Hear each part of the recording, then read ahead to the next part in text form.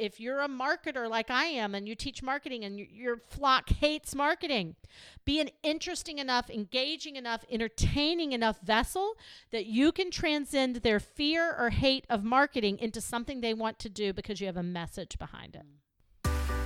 Hello, hustlers, entrepreneurs, solopreneurs, small business owners, everybody out there trying to turn an idea into income. I want to welcome you to Serious Business, because it's serious, but it's not all that serious. Welcome to your weekly spot to get everything you need to know about making your business more profitable, but also having a lot more fun while doing it, because if this ain't fun, you shouldn't be doing it. Hello, everybody. It's Suzanne Evans and Melanie Orr. Hi. And welcome to Serious Business. We are taking serious business down a different path today. We're taking it down a little bit more of a spirituality path and a church path and a God path. And this is something I've really been thinking about lately. So I thought it would be an interesting conversation to have on this podcast. And that is, I'm interested in kind of maybe going to... I'm interested in being semi-committed. How's that sound? Okay. I'm interested in possibly going to church. As Melanie knows, we've been together over 25 years. I kind of like church. I like the feel of church. I grew up in a really great little church. And so I've been auditioning churches. And in that auditioning process, I had someone say to me recently, one of the biggest challenges with churches is people tend to go for the minister and not the church. Mm-hmm. And as I'm doing this little church audition lately, I've realized that the only reason to really go is for the minister, because they deliver the message.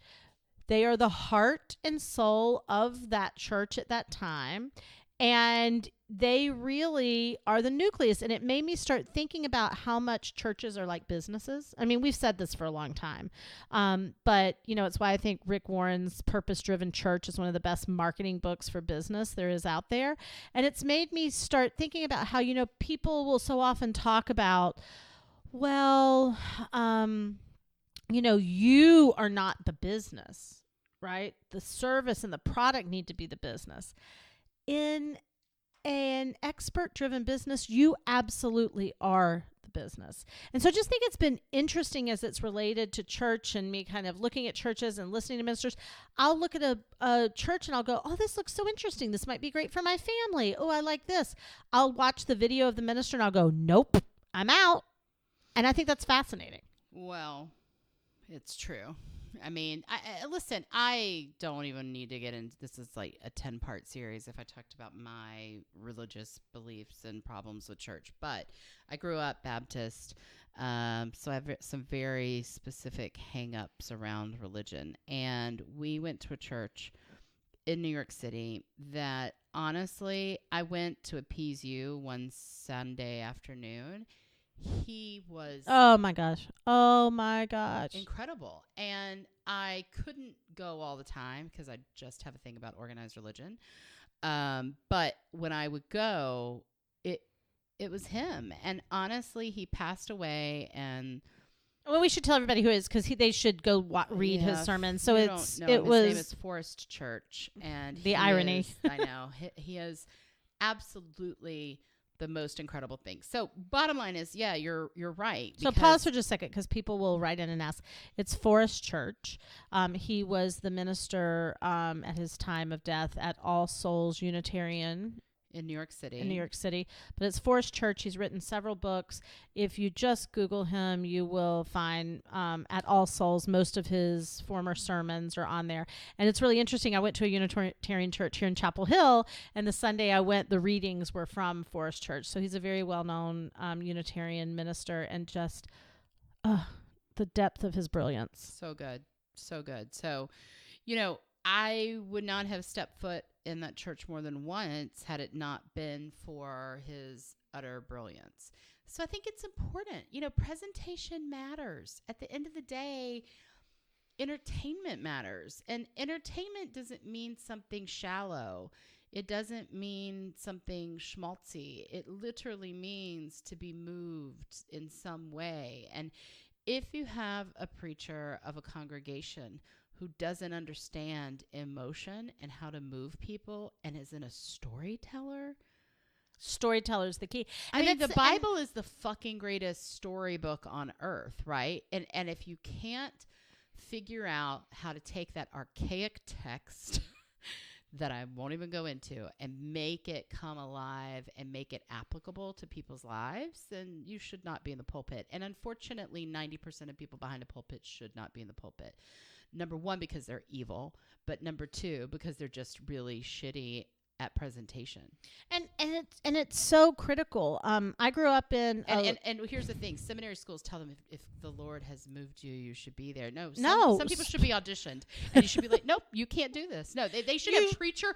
Let's start this. What if we did you got talent, but it's like what would it be called? The pulpit. The pulpit, like The Voice. It basically. Oh my God! We can't let this podcast get out. Someone will steal our idea. But I think. Well, oh my gosh! The team is standing up, giving us a thumbs up. This thing called the pulpit, and it's like got to move an atheist. It's got to move you have different judges. Yeah. But that's what people in seminary school should go through, because you either should just sit in a classroom and teach some text, and just learn, because that's why you're there. But honestly, I think you do a disservice to the world and your religion if you can't present and the way I'm relating to this is I think it so relates to business. The reason this has been on my mind is you can't be boring and be in business. No. That doesn't mean you have to be Lucille Ball, and it doesn't mean you have to be this huge person. I mean, there's fascinating people who are introverts. There's fascinating people who are, have their own style in their own way, but you have to be interesting. The one thing you can't be is boring.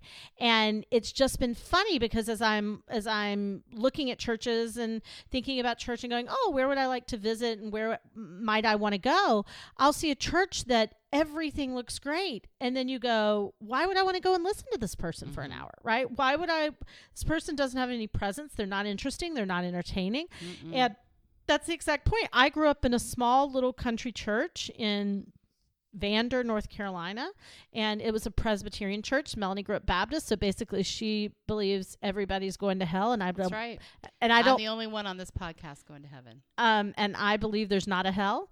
So that's pretty much how we grew up different. I'm predestination all the way. I'm Presbyterian. But point being, which I would also like to point out when I like to tout my Presbyterianism, I like to share that Mr. Rogers was a Presbyterian minister, and he really believed. He was a minister? Yeah, he was an ordained minister, and he believed that that children didn't understand biblical text, and they didn't care, and why would they? So he created a show that basically was the principles of that and sharing it with the world, which was kindness and love and diversity. And so, my God, if we could all take on the beliefs of Mr. Rogers' Neighborhood, it would be a better world, which is Presbyterianism. Okay, I'm finished with my PSA about that. But anyway, point being, I've been watching this and going, oh my gosh, this is why certain churches die, actually, right? This is why members leave churches when ministers leave. And it's just like your business. You're trying to build a flock. Right? You're trying to build a flock, and you have to be engaging and interesting and be able to storytell and be able to entertain. And I think what's really fascinating is that, I've heard people say you don't go to church for, and I'm going to use Christianity here as the example, but you don't go to church for the preacher, you go to church for Jesus. Well, if you were going to church for Jesus, you could just go into your living room, right? That means that you don't even need to go anywhere. Sure, maybe the fellowship in the community, but the point is that no, you go because you need to be moved and inspired, and you're looking for a message, and you're looking for a vessel. You're looking for a vessel to deliver that message to you. And so I want you to think about in your business as you being a vessel. Right? You are the person who delivers information to your flock around wellness, around life, and around personal development, around business, around fill in the blank, whatever it is. And don't lose sight of the fact that people are coming to you for social media. Sure, maybe they are, but they're coming to you for you to move them and articulate to them and be a vessel for the message of what that looks like and what that feels like and what that is. And if you think that your container, which is the building or the entity, is going to move people, you're confused. You are the message, and the rest is the tactics and the content and the information that infuses that message for people to actually get results. Right. And it's just been fascinating because, watching videos online and going to church websites and all of this, I recognize, and we've known this for a long time. Again, it's why Rick Warren wrote The Purpose-Driven Church, which is such a great marketing book, because churches are businesses. They're little businesses. They're little entities where you have to get new clients and you have to grow the church community and you have to convert people. I mean, it's conversion. So bottom line is that I think this is what's wrong with church quite often, is that it's possibly a wonderful community with an amazing group of people who are on a mission to share a message of good and do good works, with a leader that can't lead and nobody wants to listen to. Right. And this is harsh, but is what I just described sound like your business? Well, that's what's wrong with church. I agree. Because, and this is kind of how I wanted to tie this up today, Melanie, and I'm so glad she brought up the story first. I was going to bring it up. Someone who hates going in a church building, doesn't really have a connection with organized religion. The message and the vessel transcended her dislike of so many things that she went to a church and loved the message and got a lot out of it, because the person and the communication of that person was able to transcend all the things that she didn't like about it. And so you can do that too. If you're a marketer like I am and you teach marketing and your flock hates marketing, be an interesting enough, engaging enough, entertaining enough vessel that you can transcend their fear or hate of marketing into something they want to do because you have a message behind it. I'm making you think, I can tell. No. Yeah. I like it. I think it's really smart, and I think the way you kind of, and it is one of the things that's made your business so successful, is looking at, how do you motivate people? And I think that's the thing that's missing, motivation. Oh, that's a good point. I didn't say motivation. And motivate them to do something. I think that's wrong with most churches. I mean, unfortunately, there are churches that are motivating people to do things that aren't great, but is that motivation factor. And in your business, are you motivating people? And that's what sales is. If you think about it, that's all sales is. Sales is motivating people to have a thought one way or another, to motivate them to go, you know what, this isn't right for me, or to motivate them to say, you're right. I need this service, this product, whatever it is, and I need to make a change. And people are scared to motivate people because it's like, what if I motivate them and they walk away from me and they don't like me? Well, that's okay. That's okay. You got them to have some kind of movement. And I think that's important. Well, I will end by my three, just because we're on this theme. And if you've got one, Melanie, maybe you add it in, but my 3 favorite motivating ministers. And I think their word is brilliant. I think they're and they're all very different. Deliverant. Ooh, that's a new word. They're very, all very different in their delivery, but we said Forrest Church already. He's more academic, a little more academic, a little more, he came from a political family. It's almost like you're hearing yeah, that's right. His dad was a senator. Yeah, it's almost like you're hearing a political address every time, but in the most wonderful way. So check out Forrest Church. Read his sermons. See if you can find video of him. I love T.D. Jakes. Yeah. Oh, I do too. I'm obsessed. It's the best. Oh, T.D. Jakes is amazing. Talking about a motivator. He's so incredible. And I am a fan of Joyce Meyer. Joyce has found a way to reach a message for women that is fascinating. And so I love to watch her delivery because it is not screaming. It's not hooping and hollering where TD does that. It's this very focused message, but she's such an amazing storyteller. Such an amazing storyteller. So I don't know if you have anybody to add. That's probably the long list of Melanie's favorite ministers. Yeah. But 3 great people to listen to, and you'll understand that when the message is aligned with the motivation, that's what gets people to take action. So I'm interviewing churches, and it made me think about you, and it made me think about business, and it made me think about, we need better preachers in the world. We need preachers who can preach. So Melanie and I have to hang up because I guess we're doing a reality show called The Pulpit. I mean, I already looked to see if the domain was available.